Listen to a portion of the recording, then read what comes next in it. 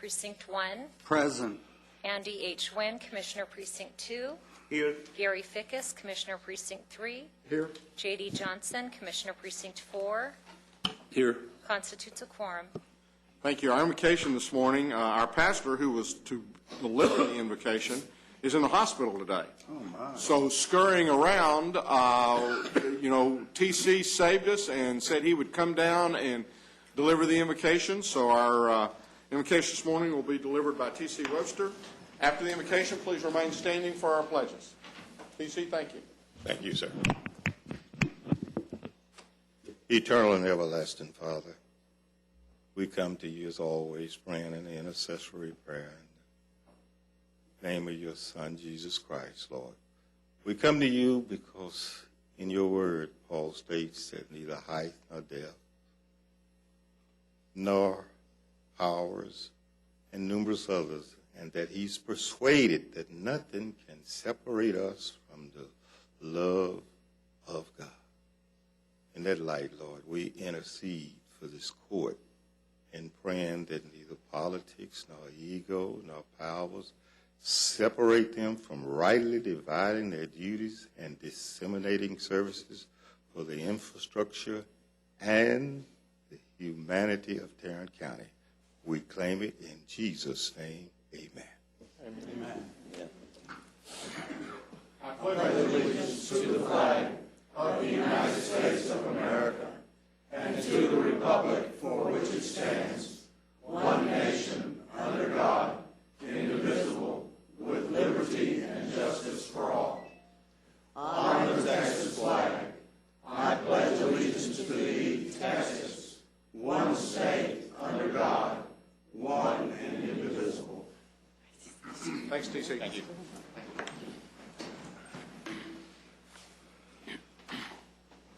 Agenda announcements, Mr. Mangus. Thank you, Your Honor. Members of the Court, we have 4 announcements for you this morning. The one that deals specifically with the agenda is that at the beginning of the administrator section, we're going to move up one of the presentations under briefing, which will be the NTTA briefing to the court. Also like to remind the court that that the March 6th meeting of the Commissioners Court has been canceled. Our first meeting in March will be March 13th. Also today at 2 o'clock we have the IT Steering Committee meeting. And then finally tomorrow at 2 p.m. also we have the PEBC meeting, which will be held at the Council of Governments. Thank you, Your Honor. Thank you. Court members, you have before you the minutes of our regular meeting of February the 14th. Move approval. Second. A motion is second. Any discussion? Please vote. Motion passes almost unanimously. Mr. Fickus? That'd be me, huh? Okay. Unanimously. You have before you the consent agenda. Move approval of the consent agenda. Second. A motion is second to approve the consent agenda. Any discussion? Please vote. Motion passes unanimously. Commissioner Johnson, I know we were talking a little bit earlier about would you like to give us a report on kind of how things went? Well, Commissioner Fickus was out there to make sure that it was an honest auction, but we bought a bunch of things from a lot of kids, and we set a record this year, not we, the Commissioners Court, but the buyers at the sale, the largest sale that we've ever had, and this is, can't remember for sure, I think it's 40-something sales that's been held out there. But the kids were all very pleased. The weather was horrible, and of all places for them to have us set up where I was right in front of the auctioneer, I think was the only place in the building that was actually dripping rain. Right on top of my hat and coat all during the auction. But we need rain so bad that I was blessed to having it. Yeah. Oh. But we were able to, we had enough money to last through the end of the sale, thanks to all of you and everyone that contributed to the pool. And we had a wonderful time, and the kids certainly did. Now, how many goats did you buy, and what do you do with them? I can give you a Where report. do you park them? No. I sell the goats back. I sell everything back that I buy for whatever the floor price is. Somebody bids to buy all the animals. So if I give $500 for an animal and it's worth $100, then it actually cost me $400 out of my pool. I put $100 back in, so I just keep buying until the money runs out. And so that's where I put them. I put them on the truck to wherever they're going. They're going to heaven from here. The grandma. Going to grandma. Going to grandma's. Yeah, or some of them go to grandma's, yeah. But I will have to report. It's a great piece of work that you do. Thank you. I will have to report that I have a granddaughter that was 8 years old. It's in the young ag program, and she had reserve grand champion goat. And So you bought that one? no, actually, I did not. Coors beer. Okay. Well, there's a lot of brother-in-law going on. I noticed that. JD is like playing blackjack, and some guy gets up there and plays like 3 or 4 hands by himself. JD's sitting there with 3 or 4 different bidders, bid money from. Oh, he's got different signs. It's a matter of which sign he He's picks got up. one for Charlie Guerin. He has one for Ed Bass. And he did spend all their money before he finished with his, which was good. First things first. Well, as long as everybody is bragging, I might as well get a brag in. Many of you know that I sponsor a program called Generation Hope Laptop Program, Right. which provides laptop computers for 6th, 7th, and 8th grade inner city kids. We took our kids to the Texas Alliance of Minority Engineers competition on Saturday at UTA. And of the 12 kids that we took, we had in math 1 first place award, 3 second place awards, 2 third place awards, and in science, 1 second and 1 third. That's great. That is good. That's an outstanding effort by those children. That's great. And it's an indication that if you set the bar high enough for kids, they'll reach it every time. Well, we appreciate both of y'all and the work you do in both of those areas. I know that both of you are very committed and have worked on these programs for a number of years, and it's great because I know it means a tremendous amount to the kids.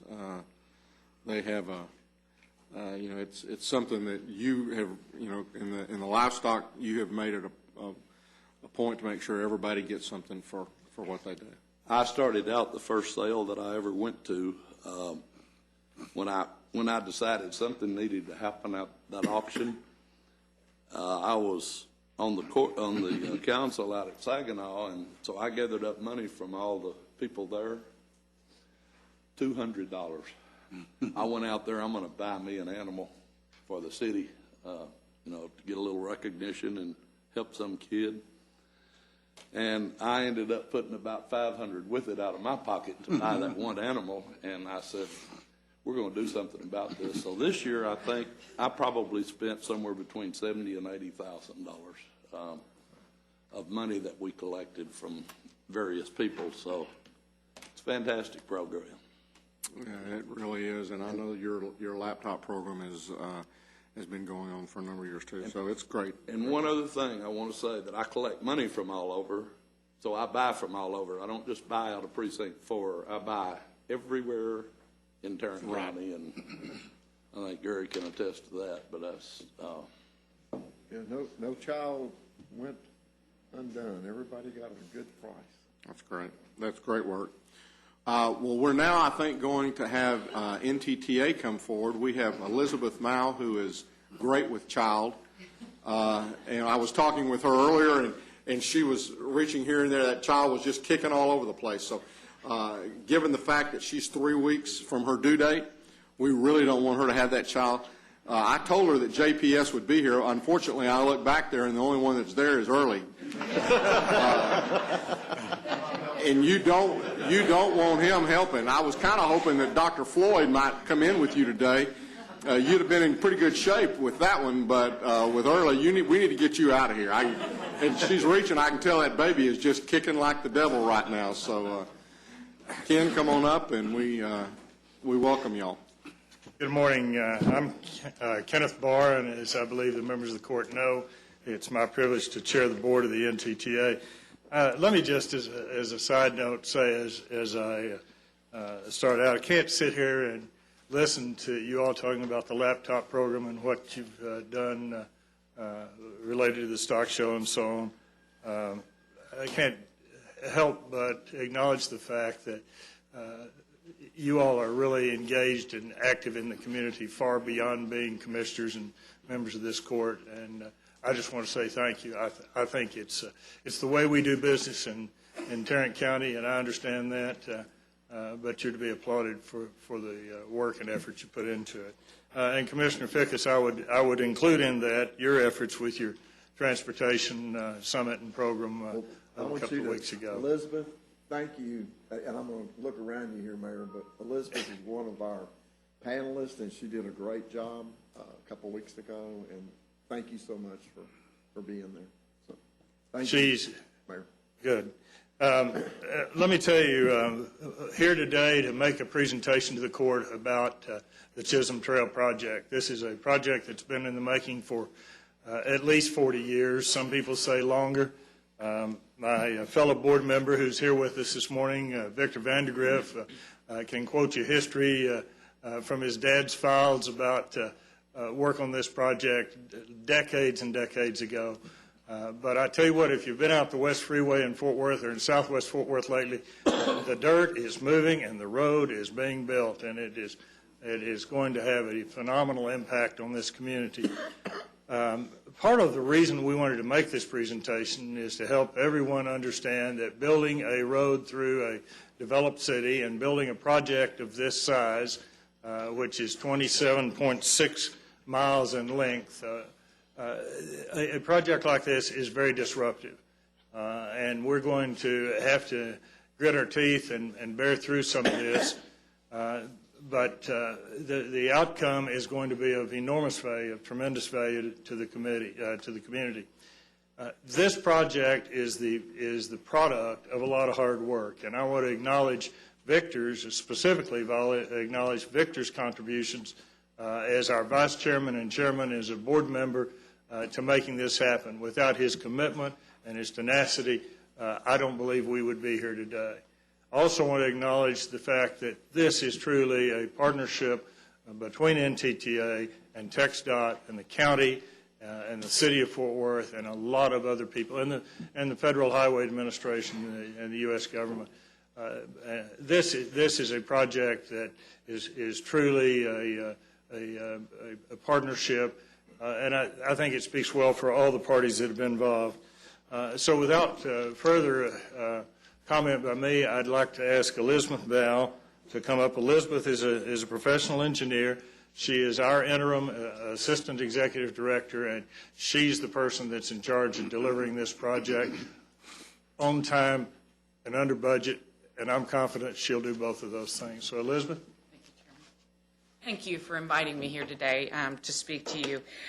Keeping with the chairman's message, we have a joint presentation for you today of the partners NTTA, Txdot, and the city will be talking to you because we believe that we all play a part in this large project, and we each have individual projects, but they all impact the community, and we get asked when we're out making presentations about each other's projects, so we think it's important to update you overall. The agenda quickly will cover an overview, traffic impacts. Txdot will talk about their large project at 183 and 20. The city will give you an update on their projects as they relate to the Chisholm Trail Parkway, and then we'll end with questions and answers.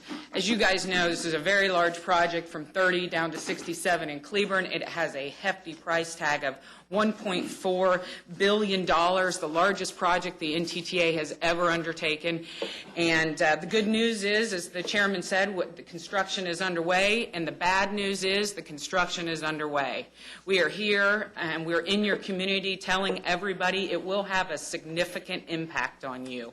But we believe that communication early and often is the way to get to your community and let them know what is going on so they can make alternative plans, alternative routes, and deal with these disruptions as much as they can.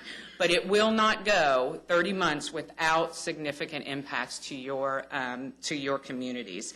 More good news, the corridor is anticipated to open to traffic from 30 all the way down to 67 by mid-2014. As the chairman said, this project has been in the making for many years. Just some recent history. The partnership began in about 2000, early 2000, with NTTA, Txdot, and the city, where we all got together and outlined who was going to do what. The environmental process was slowly moving its way through the long process that it is. And in 2005, the federal government did approve the environmental and the schematic for this project. During that entire time, the City of Fort Worth, Txdot, the NTTA, your citizens advisory groups, councils, mayors, were putting together what we call the Corridor Master Plan. While we were developing the road geometrically, where would it go, where would it sit, what would it go over, what would it go under, we were already thinking about what would it look like. This was to be, I believe the mayor at the time coined it as a Fort Worth road. So how would we do that? We put together a corridor master plan that detailed the rails, the lighting, bridge design, landscaping, monuments. Every detail was planned out from 30 down to Alta Mesa. It truly would have a parkway feel. What that means is the shoulders would be narrower. It would make the driver feel like they needed to slow down. So reducing speeds, which means reducing noise. We're putting extensive landscaping in the median, on the shoulders. Terrace walls, monuments. It truly is a state-of-the-art tollway, the likes that have never been seen, I would say, across the country. For these amenities in the northern sections of the project, you do get lower speeds. From 30 down to 183 would be 50 miles per hour, then down to Alta Mesa 60, and then down to 67 would be 70 miles per hour. For the 50 and 60 mile per hour and the corridor master plan elements, there is a 4 cents a mile increase in the toll. I don't have the exact toll rates yet, obviously, because the road's not open, but you could say approximately for the northern section down to Alta Mesa, it'd be about 20 cents a mile. From Alta Mesa down to 67, 16 and a half. I mean, we deal in thirds of a penny, but so that's the general toll rates you're going to see for this road.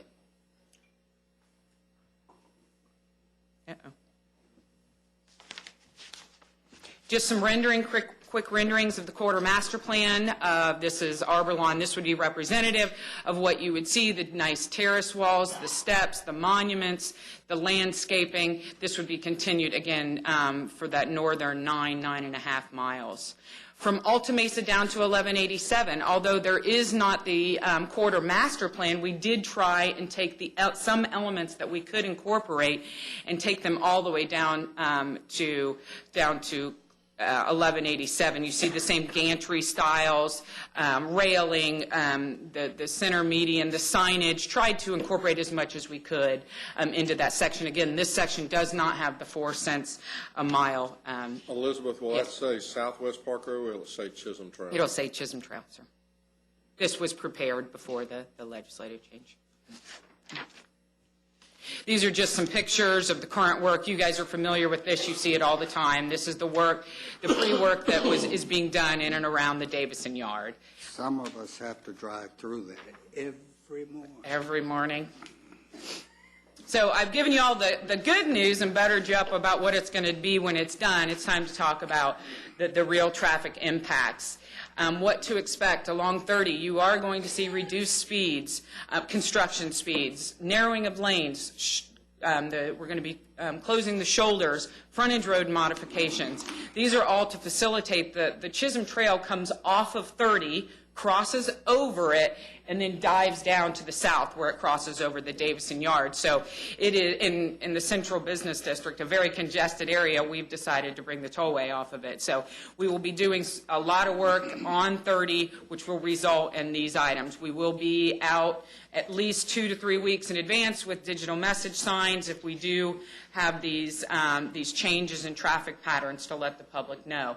Vickery, University, Forest Park Boulevard, yet the same thing, narrowing of lanes, short-term nightly closures for bridge construction. We will be constructing our bridges over these cross streets, which I cannot do over live traffic. So we will try and as much as we can do that work at night to minimize the disruption for this bridge construction.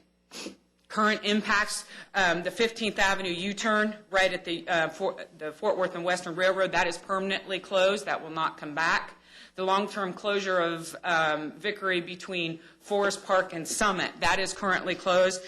We are building the substructure right there for the future frontage road from Chisholm Trail to Summit, and then on to 30. So that's why that is closed currently.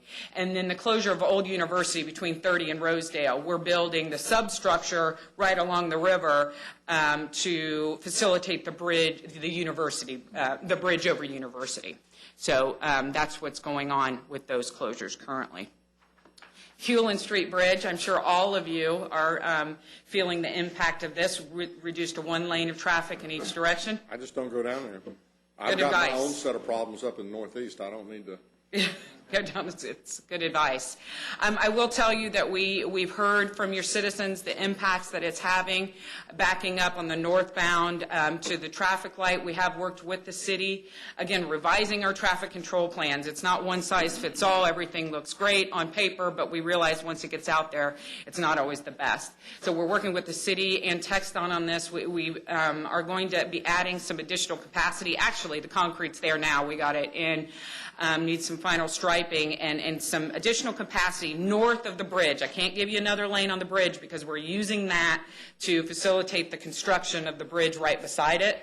But from the north end of the bridge to the light, you'll have another lane on the right-hand side. So some additional capacity to give those people turning right to go down a little more room. It's not going to cure the problem, but it will ease the pain a little bit. We anticipate this being completed by the end of this month.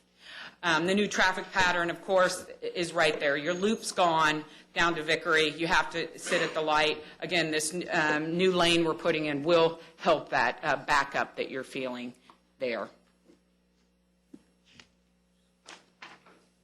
Some other what to expect, periodic night closures. This is moving to the south.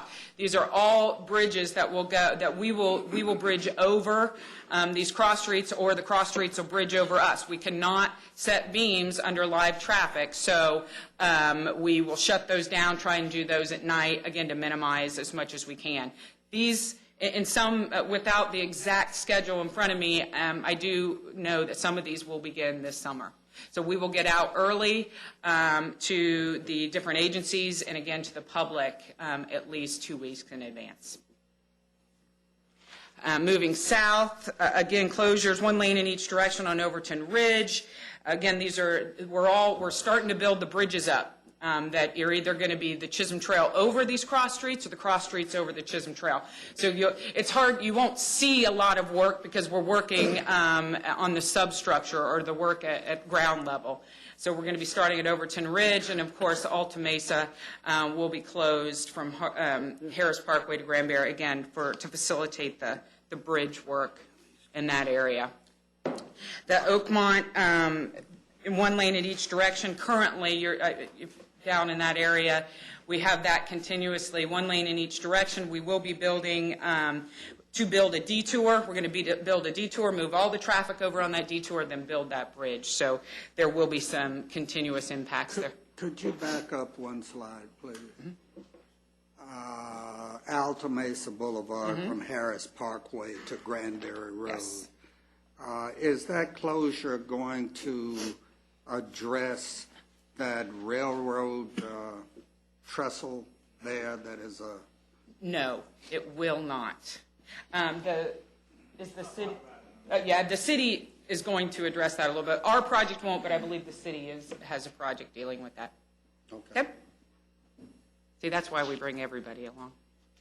So with that, that's all I have about the tollway impacts. But again, the city and Txdot, we all are contributing. We all have projects to make this go forward. So I'd like to invite Scott Cooner up, the mobility coordinator for Txdot, to talk about the big 18320 project, and then the city will talk about their projects as well. Scott, welcome. Thank you, Commissioners. As Elizabeth said, I'm the mobility coordinator for the Txdot work that's occurring as part of the Chisholm Trail Parkway.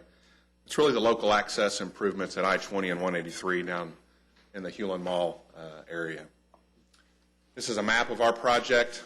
We're approaching the two-thirds done stage. We started in March of 2010, so we're right at entering our last year of construction. Most of the work on I-20 has been completed. Our project goes from Arbor on the north, over to Hewlin, down to Overton Ridge on the south, and then Bryan Irvin on the western side. And a lot of good improvements, such as the U-turn lane there at Bryan Irvin, new ramps and access to River Ranch Boulevard that should be opening soon. So a lot of exciting things being delivered by the $117 million in federal stimulus money that was awarded for this work. The project is really focusing now, this last year, on the rebuilding of 183 Southwest Boulevard between Bryan Irvin down to Interstate 20. And that work is essentially rebuilding the entire set of main lanes, lowering them in order for the Chisholm Trail Parkway to go overhead. So we have started a detour, built new lanes in between what is the existing frontage road. Instead of building the roadway in halves, we came up with this detour to hopefully expedite the construction, be able to do the lowering of the main lanes all at one time. Westbound direction of traffic will go on that detour starting tomorrow. That allows us then to, this slide says Saturday, February 18th. We got pushed a week due to the recent rains. The Insurance Lane Bridge, they're near Hooters, for those of y'all who are familiar with Hooters. So that bridge will be taken down, demolished this coming weekend. We'll have all traffic out from underneath it onto that new detour. And that bridge then gets replaced with the future northbound Chisholm Trail Parkway frontage road bridge. So our next event coming up in early March will be demolishing the northern half of the Bryan Irvin, the 183 bridge over Bryan Irvin. That bridge has to be rebuilt as part of the project as well. We will do that structure in halves because we have to have the detour actually starts just to the east of that structure. And that event we'll be doing on a Sunday, and we'll try to get out of the way by Monday morning by the morning commute, have that bridge down, but no traffic will be able to go on Bryan Irvin. That's planned for Sunday, March 4th. We're trying to get the word out to everybody around that area, and that's my role in the project. How long is ingress and egress going to be restricted to 183 from Bryan Irvin? Right now we have you can't get there. Right now we have access restored from Bryan Irvin going east. We do have a ramp from the frontage road to the detour for that traffic.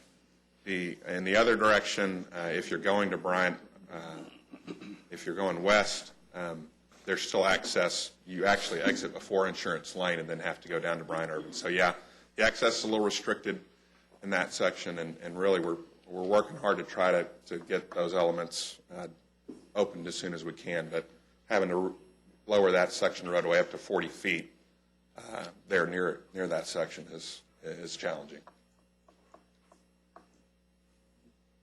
The last element that I would talk about is the Arbor Bridge. We're connecting essentially across, building that Arbor Bridge. That work has started. That bridge should be opened by the end of this calendar year. That'll be an east-west reliever route between Bryan Irvin and Hewlin. for traffic. So we're excited about getting that part of the project delivered. And I think with that, I'll give it over to the City of Fort Worth, Carl DeZee.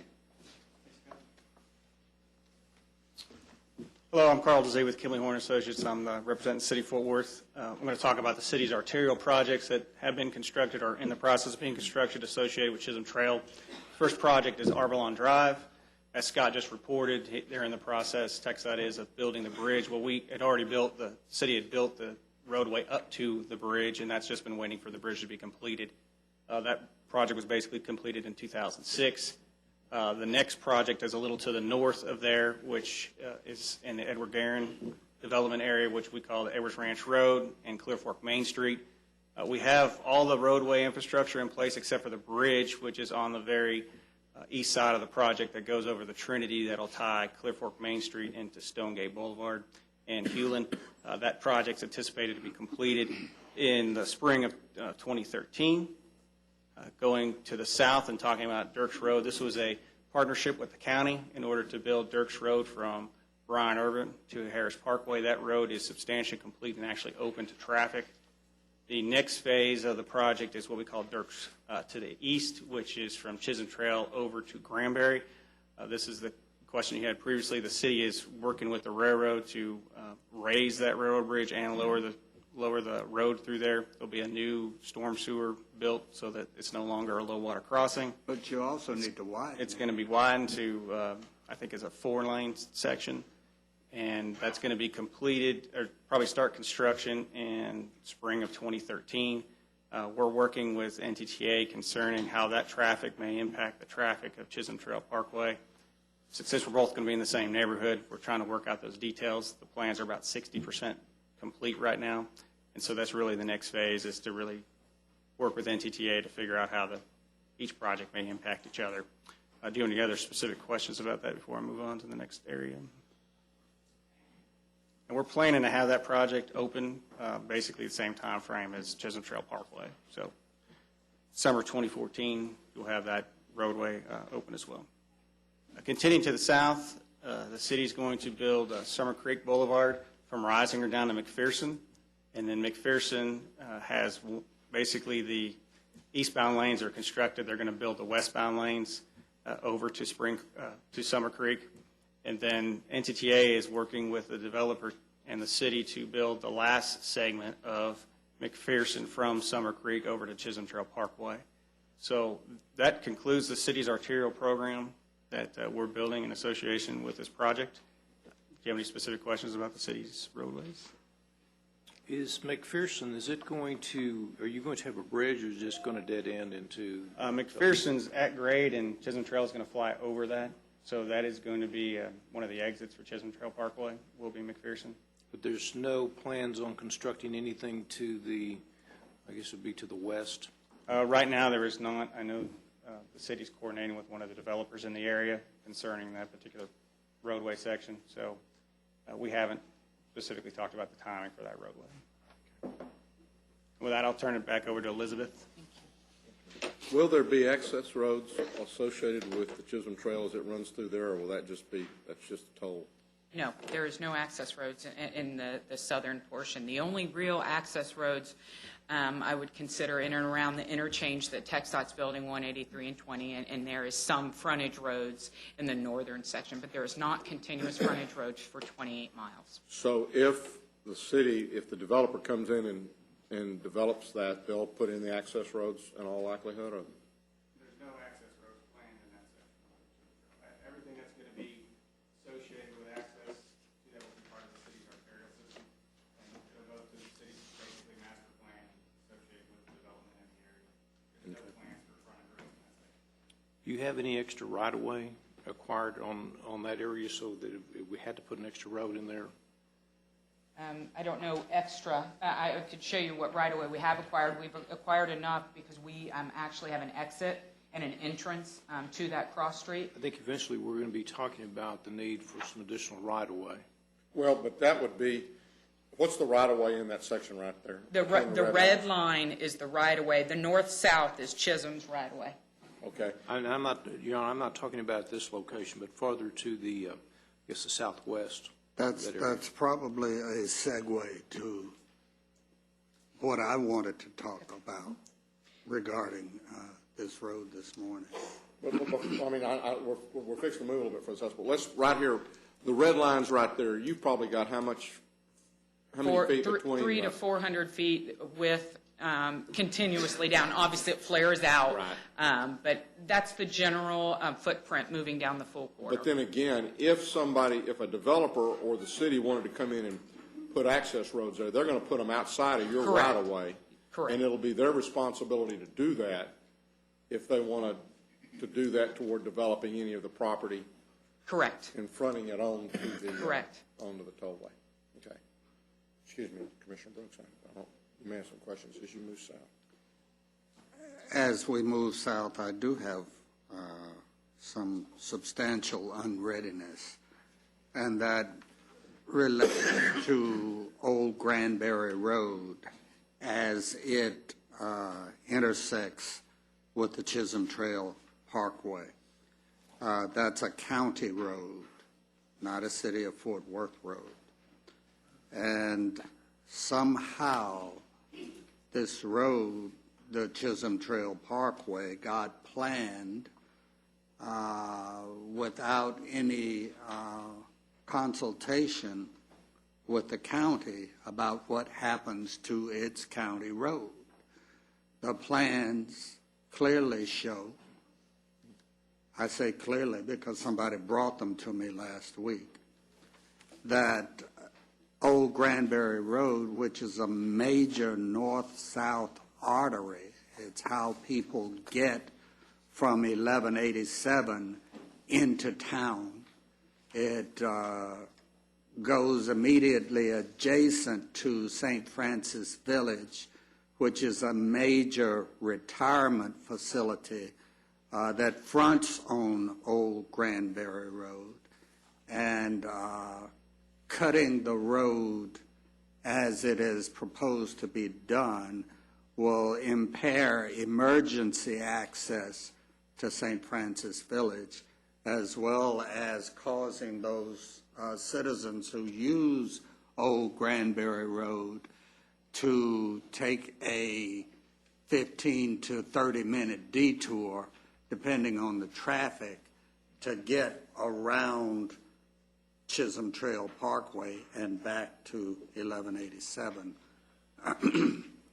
The plans that I was shown the other day call for cul-de-sacking Old Granbury Road as Chisholm Trail Parkway comes through, thereby permanently cutting off north-south access and emergency access to St. Francis Village. That's not a good plan. It's not a good solution. It's something that I have great reservations about. My phone has not stopped ringing since NTTA signs went up there advertising the closing of Old Granbury Road. And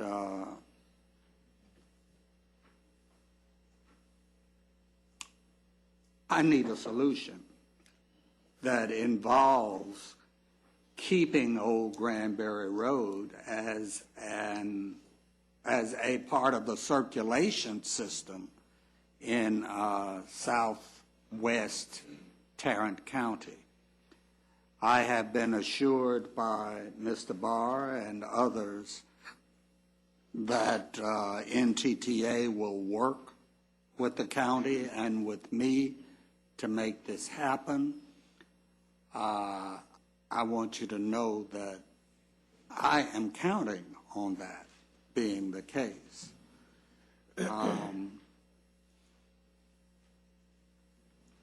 This is not something that I can sign off on behalf of the citizens of Precinct 1 unless a solution is found. Now, lest someone would get the notion that I'm being an obstructionist in this matter. I would point out that Precinct 1 has made substantial contributions to the Chisholm Trail Parkway. We allowed the city of Fort Worth to annex Dirks Road at no cost. We were carrying it on our books, have had it on our books since the 1930s. Had a value at that time of $750,000. City of Fort Worth didn't have the money to improve Dirks Road. I gave them $2 million out of my discretionary fund to improve that road. We're talking with developers now about contributions to McPherson Road as it goes to the west there, Judge, you were pointing out. So I'm not being an obstructionist. I've got substantial skin on the wall in terms of this project.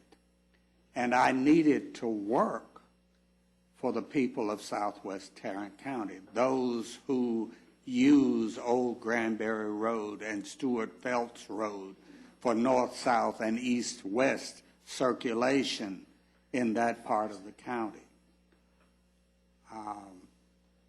Gentlemen, lady, we need some help. And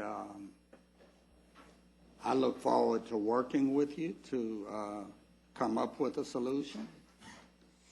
But a solution is going to have to be had. Commissioner, we are very aware of this situation, and we are committed to bringing some ideas forward within the next week.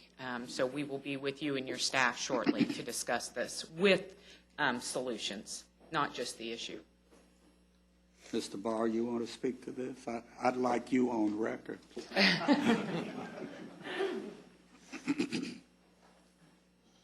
Commissioner, you've identified a problem that needs to be addressed. We're committed to working with you and with Txdot and the city to address it. As I'm told, there are a number of possible solutions. Each one has a different price tag on it. We need to sit down and look at the solutions, look at the feasibility, the functionality, the impact on traffic, how things will be after the roadway, the Chisholm Trail Parkway is built and is open. We need to do a careful analysis of the opportunity. I'm not talking about a lot of rigmarole that will take a lot of time. I just think we need to sit down and weigh it out very carefully and find a solution. And NTTA is committed to doing that. The staff has already been working on it and coming up with preliminary ideas and trying to cost out the various alternatives. And as Ms. Mouse said, we would like to do this in the next week or so and try to get started on finding the best solution. And appreciate, in looking at the map, I understand the concerns. I understand why people are reacting negatively, and I think something needs to be done about it. So we're committed to working with you to make that happen. Thank you, Mayor. Is that enough on the record? That's enough on the record. Okay, thank you. And don't forget, I've got your cell phone number. If my phone keeps ringing, you may get some calls as well. I just want to end with updates and getting information and letting you all know where you can tell your folks to get this information. The front page of the NTTA website, smack dab in the middle, Chisholm Trail construction lane closures. It's updated daily. For those people that don't get on the web, they can use the number that is listed there. And when they're on there, tell them to get a toll tag. It's important. They need to do that. I know you all sell them in this building, but it is the numbers that I was talking about earlier are the toll tag rate. Reminding your citizens that it is twice as 40 to 50% more when you don't have a toll tag. So I would be remiss not to mention that. And get people to sign up. We're always out and about. We do 4 to 5 presentations. Staff does to different, from homeowners associations to businesses to courts. We're out and about, but we want people to sign up. chisholmtrail@ntta.org. You send your email address in, and then we send you information. You don't have to do anything. You sign up once, and all all you're going to get is Chisholm Trail information. You're not going to get stuff about 161 or the Eastern Extension, but this is a way you go in, you register once, and you're going to get this information, and you don't have to check back. So please encourage your folks or get them to us, and we can help them get registered. So with that, that's our planned presentation. If you have any questions of any of us, we would be happy to answer them. Thank you. Thank you. I'd like to also recognize and ask Victor if he'd like to come up and make some comments. Certainly, we appreciate his work on this board. Well, thank you. I'm, for one, excited first not to have to take the specific question from Commissioner Brooks. I'm glad to have turned that gavel over to Chairman Barr, but we certainly are committed to a solution there for you, and we'll do that. You know, it's been my pleasure to be on NTTA for going on 5 years. When I first started this, I had dark black hair and obviously have borne the scars of transportation wars of the last 5 years.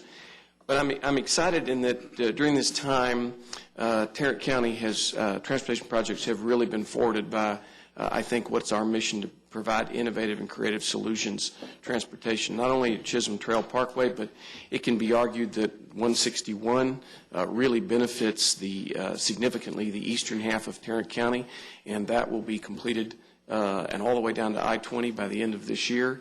And by virtue of the creative deal and the partnership with Txdot, that on paper freed up over $500 million that was able to help the Express and the connector projects move forward. So excited about what's happened, but also in terms of what's in the future, I want to encourage you. I mean, everybody knows that NTTA is kind of going to be in a pinch point for the next few years, but we've managed to make sure and continue to move transportation projects forward to the point to when they are ready, they can be addressed, and if they're financially feasible, built. And I'm pleased to say that in addition to all the things we've talked about that are under construction or completed, that we have State Highway 360 going down south, that is in the hopper, and really in terms of probably being shovel ready is the next one for us. And 170 is right behind it. That doesn't mean that my good friends on the rest of NTTA, they certainly at the appropriate times will take those up. And again, we're in that pinch point, so I urge you to work with NTTA to the extent of your abilities and your creativity, as I know you have, to help us continue to move mobility projects forward, because I know they don't stop.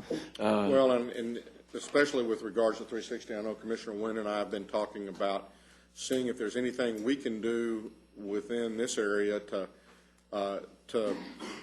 move that ahead, even during the pinch point, and at the same time, you know, work with y'all, partner with y'all to keep that project going, because it's something that's needed pretty desperately right now. And so I hope we can look for opportunities to maybe through some other alternative funding look at ways to move that project forward even during the pinch point. Well, I encourage you to continue that discussion, and as you know, Commissioner Wynn, the 360 support group has been very vocal and very aggressive in continuing to keep that in front of NTTA and Txdot. So I can encourage those activities to keep going forward, and I think NTTA has demonstrated that we'll get creative, and certainly if you can help us through that pinch point, I think it's the logical projects. We certainly will have some competition from our sister counties, but Tarrant County's done a good job in the last few years of moving projects forward. So, and I would add, while I have Victor here, I'd planned on mentioning it a little bit later on, but Grace has announced that she is going to be retiring, and she has spent 21 years with the county and over 50 years working with the Judge Vandergriff and the Vandergriff family, and so she's decided to, and, you know, it's one of those, I think, situations where sometimes, you know, you think you want to, but you're not sure you want to, and so she's said that she's going to retire, and I think is working with our HR folks to, I think it's going to cost us money for her to retire.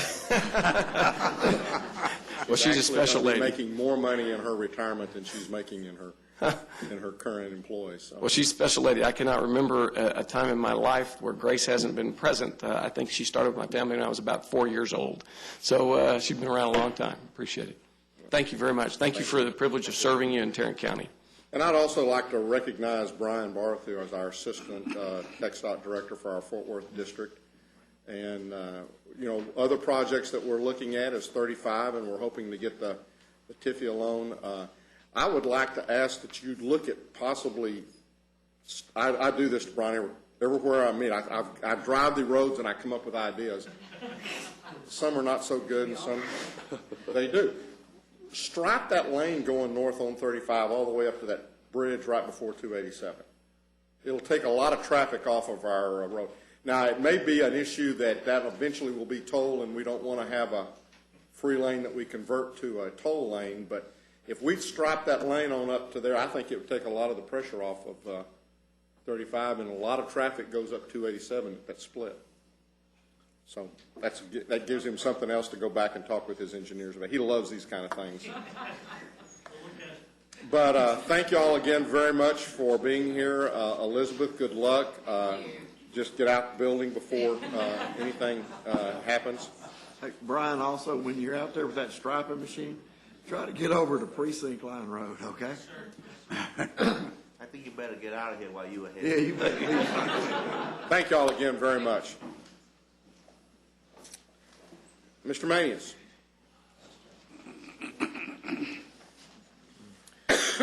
Thank you, Your Honor. We have two additional items. First one, we're requesting that court approve a lease agreement between Tarrant County and Refugee Services of Texas as relates to space at the Resource Connection. Move approval. Second. We have a motion and a second. Any discussion? Please vote. Motion passes unanimously. And finally, members of the court, on item number 2, we're requesting that the court consider an exception to the county's travel policy as it relates to the JP Precinct 3. One of the clerks attended a school in Plano in January, and this is an in-region travel, and they did spend the night, and they're asking that we reimburse that clerk for that night spent. Was this clerk not aware that that required approval? That, Commissioner, that issue has been, that policy has been on the books for a very long time, and as you know, we've had it come before this court many times before.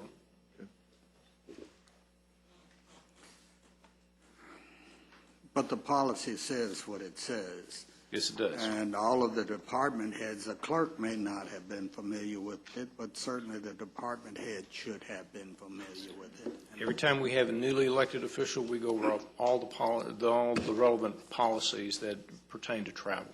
Yes.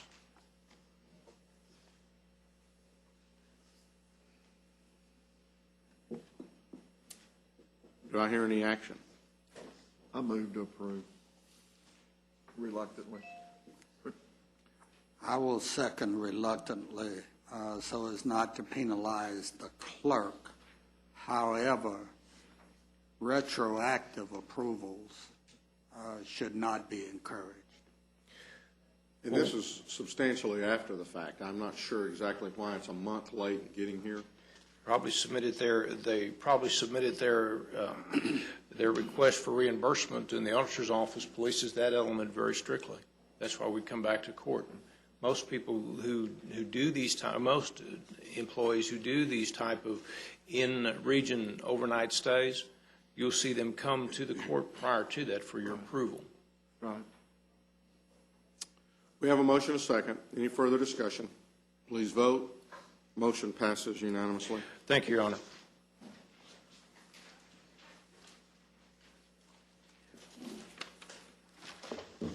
The District Attorney's Office is requesting authorization for the county judge to sign a claim form in the McKesson government entities litigation.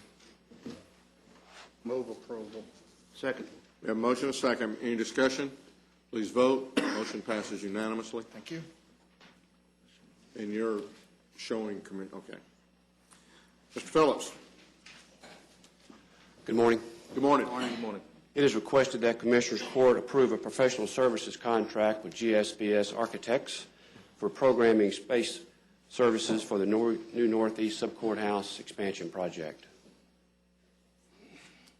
Move for approval. Second. We have a motion and a second. Any discussion? Please vote. Motion passes unanimously. Thank you. Ms. Glenn.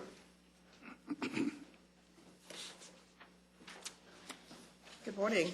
Good morning. Good morning. We only have one item for the court today. We're asking the court to receive and file the personnel agenda. I move approval to receive and file personal agenda. Second. We have a motion and a second. Any discussion? Please vote. Motion passes unanimously. Thank you. Brewer.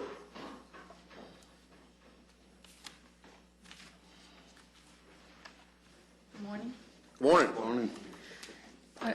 Tarrant County Public Health has one item for your approval. This is interim financing for fiscal year 2012 grants. Ryan White HIV/AIDS Treatment Modernization Act Part A and Ryan White HIV/AIDS Treatment Modernization Act Part B. And all of our interim funding to date is in, that we've brought to you before. Move approval. Second. We have a motion and a second. Any discussion? Please vote. Motion passes unanimously. Thank you. Mr. Beecham. Your Honor, the members of the court, we have just two items for your consideration this morning. Our first item is a bid award recommendation for bid number 2012-037. This is our annual contract for the purchase of retirement watches. Recommendation be to award on a per enterprise basis, selecting as our primary vendor MTM Recognition Corporation. As a secondary vendor, J. Brandt Recognition. Move for approval. Second. I'm assuming those are like gold watches, huh? Are they Rolexes? Gold tone. How many do you order? We spent about $10,000 last year. Depends on how many people retire. So that's Might be a bunch this year. 80, 90? That's about 118. How much? About 116. Yeah. Did we have a motion and a second? Please vote. Motion passes unanimously. Our last item is an item in regards to RFP number 2012-033. This is an RFP for direct medical care, chronic disease management, and wellness services for the HR department. We are recommending rejection of all proposals. Move approval. Second. We have a motion and a second. Any discussion? Please vote. Motion passes unanimously. Thank you. Sheriff.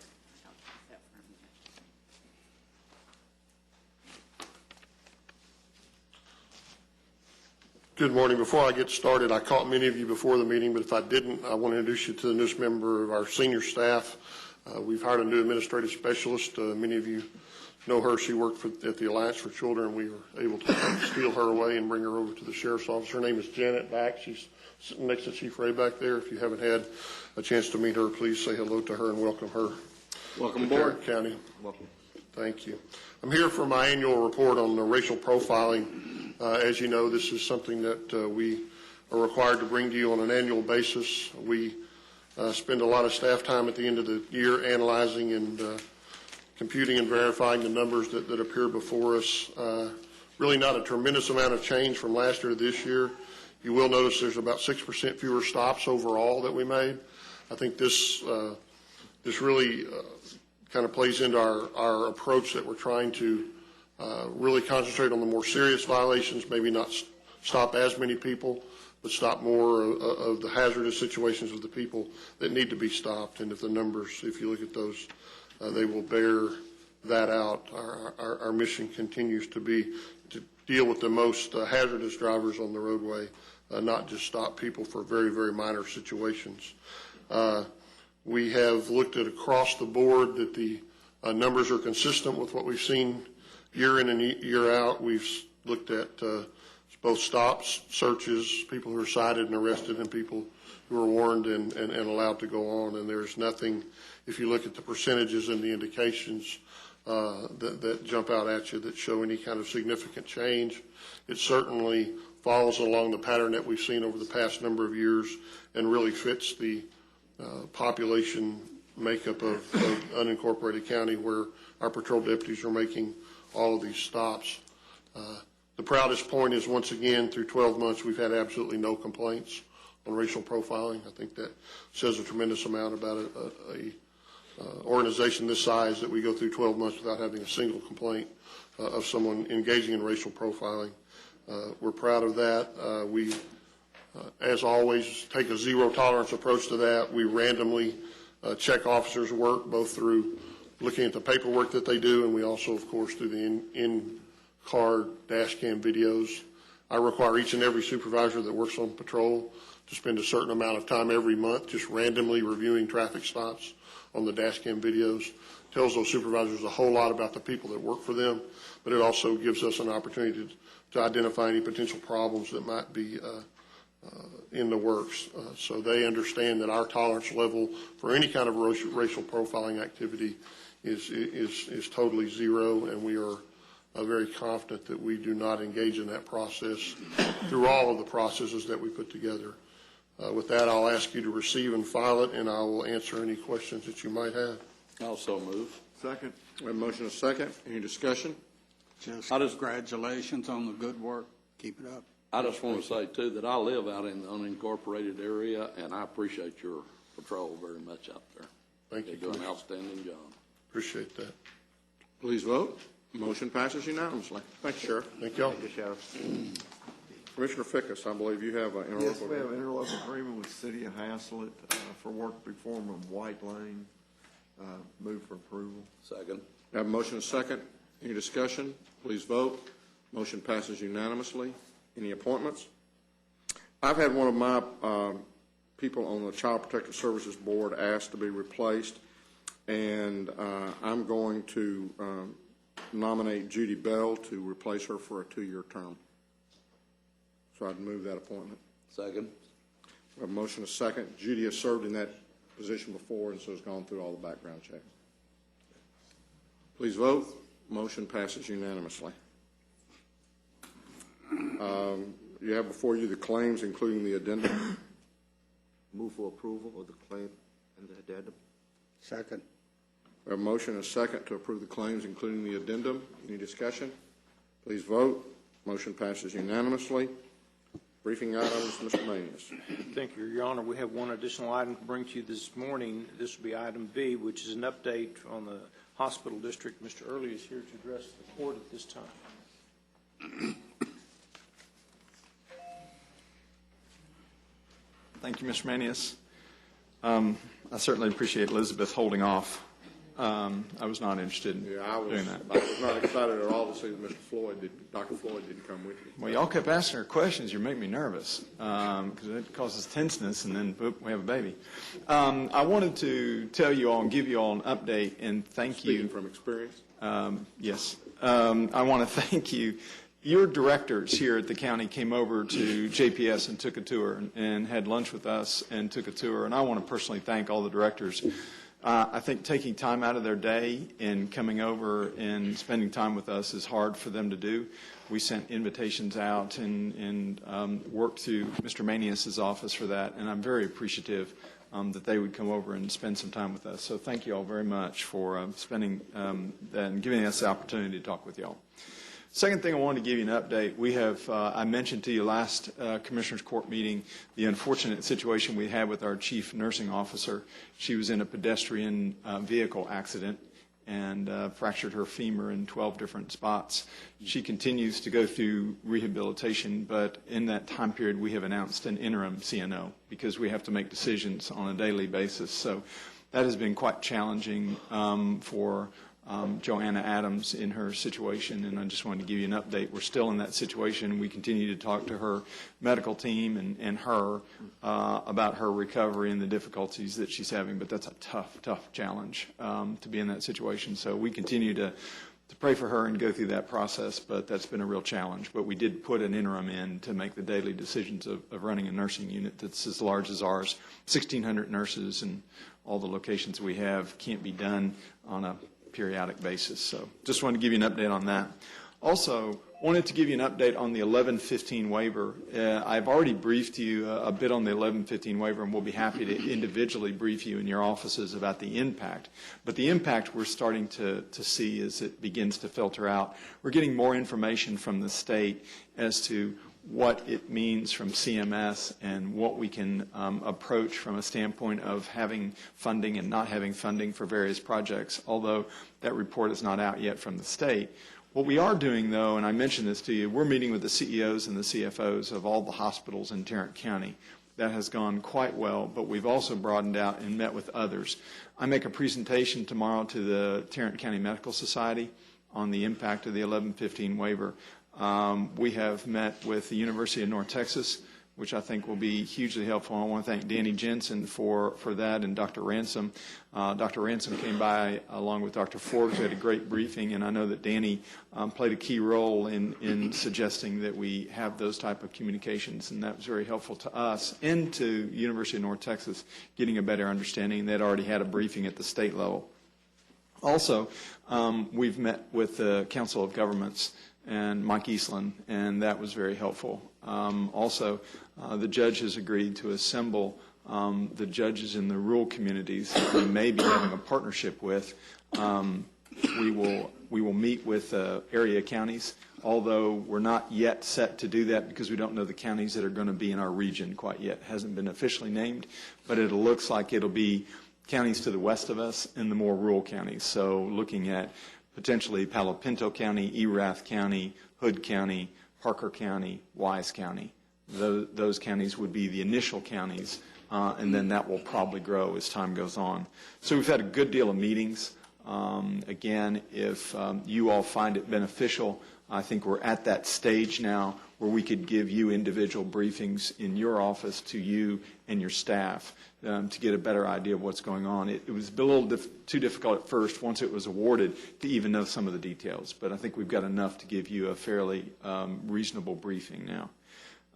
Third thing I wanted to update you on, and this is thanks to you all because you permitted us to purchase the building on the corner of Magnolia and Main. On the way as you come up towards JPS. That was the energy building. It's got the stucco roof to it, Mexican tile roof. We purchased that building and we have moved our foundation into that office, which is a huge plus. Our foundation was sort of out on our south campus, a little further away. It's now in a much better setting as we begin to transform and look at a new way to approach philanthropic causes for JPS and expand our board and look at doing things in a different approach. We've also taken the leadership from our community health program and we've moved them into that building as well. They were spread out throughout the district and now they'll all be in one area, which is hugely beneficial. And I want to thank you all for that. Just a reminder, and I'll give you a reminder until the date is over, but we go live with our electronic medical record on May 5th. We are currently still under budget and still ahead of time with that project. But with any project of that magnitude and the amount of time, effort, talent, and buy-in that you have to have, when you go live, it's going to be a challenge. There's no question. And May 5th, we will go live. And on May 6th, that's when you hear most of the issues. May 5th, it'll all be just a whirlwind. May 6th will be the day that you potentially get calls. But the other thing that will happen is it will advance our system, but it will initially slow down the system. It's going to be difficult when you start putting everything in the computer and doing everything that you need to do. It'll be a slowdown. So you ought to try to avoid a trauma from May 5th till at least 12th. Yeah, don't go anywhere. Stay in your house on those days. But the other thing I think that's important to that is we will provide a briefing to area press and let them know the full impacts. We had our joint council meeting, which includes representatives, as you will know, from community leaders from Arlington, community leaders from the Northeast, our pastoral council, our Salud council, which is our Hispanic leaders. And we met with them and gave them a briefing and began to show them what the electronic medical record would look like for our patients and what you can do with a system called MyChart, being able to pull up your own medical records at home off your own computer or off your mobile phone, if you wish to, a smartphone. So we want to give the same briefing to area press and let them know what's going on and also set the expectations. So if I had a procedure done or had something done at JPS, and I'm in another doctor's office, if I wanted to, I could pull up my medical record and they could access it from that? Yes. Yes, you own that medical record. Now you would have the ability to pull up. You can pull it up on your smartphone and provide Can it other right there. doctors pull that up? With your permission, they could. You could give them your access code, and they could pull up your files. If the systems didn't talk to each other, and I know it's been a huge concern of Commissioner Brooks, when the systems don't talk, you still have the right to have your own medical record. And if you release that, or you allow somebody to access it, you can. But now your system, didn't you pattern your system? Isn't it Epic, and wasn't that done because it's the largest DHR system? and Yeah, other exactly. facilities have used it? The largest system, and the chances, as I mentioned to Commissioner Brooks before when he's voiced very valid concerns about that, is the possibility of connecting up is far greater, and we have the greatest potential because we went with the largest system, and we went with one that other public hospitals are on. Parkland is on, which is hugely helpful, and THR is on. Nobody else had that magnitude. There's nobody else, another system. So it will definitely be a challenge, but we're doing everything we possibly can. We've had over, I think, 250 of our physicians sign up for training, which is a huge sign of a nice benefit going into it, that you got that kind of buy-in from our physicians at this point. A lot of networks don't have that. You're having raffles and door prizes and everything else to get them into training, and we don't have that. So I'm really impressed and pleased with our folks. The other thing is we did have our audit, our internal audit was done by our new auditors, which is BKD, and that audit came back in a very positive way. I'll furnish all of your offices with copies of those audits so that you can see, but they did not find any concerns. Also, BKD audits over 25% of the hospitals in Texas. So it is a comparative database for us. It also serves as a help. I thought they did a really good job. I thought they made a nice presentation to our Finance Committee and a nice presentation at our board meeting. Also want to let you know that Moody's did come in to give us a review. We haven't heard back from that review on Moody's. However, I will tell you that I think anybody, whether you're a hospital district or anything else that has any connection to a federal funding source, is certainly going to be looking at potentially changes in a rating system. I don't know that happens or not, although I think we're doing quite well at JPS, and we can certainly defend where we are budget-wise and where we are financially and what we're spending and what we're bringing in. But I think any time you have a connection to federal dollars, particularly in this time of great flexibility in federal funding levels, I think any reviewer, Moody's on down, is going to look at that and look at it quite with a great deal of scrutiny. And they should, but I can't deal with oftentimes what we see in the federal government for the coming years. So that's my update to you, commissioners and judge. Thank you very much. I'm happy to answer any question. And again, congratulations on your program. I think that is very valid for what you're doing and wonderful for the community. I appreciate it. And Commissioner Johnson, thank you for all the goats you bought. They have cows out there, I think. I don't need a cow, but thank you, Your Honor, very much. Well, thank you for your support of that program. It's a good program. I've done that for years, and I'm happy to do it in Tarrant County. Next year we'll have to bring in TTA in before the Junior Livestock Exchange. I do want to personally thank Commissioner Johnson for not contacting my wife in that regard. You missed a real opportunity, and you just contacted me. Thank you.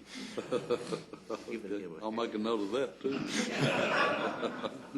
You know, those goats would clean off that property. Thank you very much.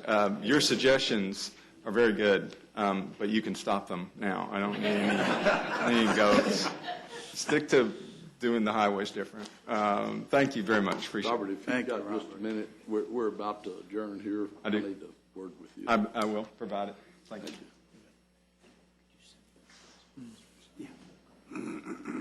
Anything else, Mr. Mays? Not at this time, Your Honor.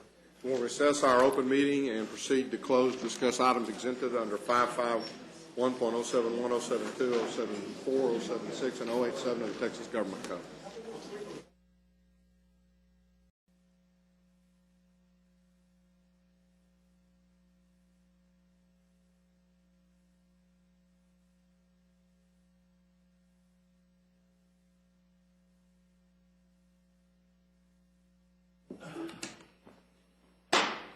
return from closed session, and there being no business to undertake at this time, we are adjourned.